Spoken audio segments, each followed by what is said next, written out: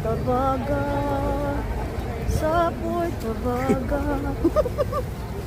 You know guys, dito sa Session Road guys, in front of Portavaga Mall, malala yung pag-fogs. Doon guys sa unahan, zero visibility na siya actually.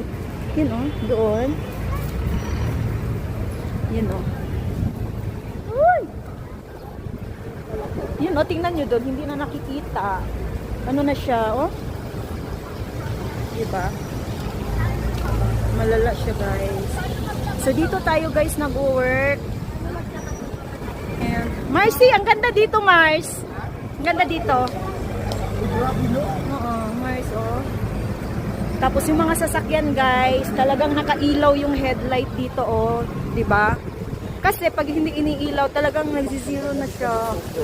Totoo pala talaga 'to, Mars. Charot. Ito na talaga yung Baguio. Bago ko mag-anuhalis, nag-experience ako ng ganito. Tuwang-tuwa ba? Ano?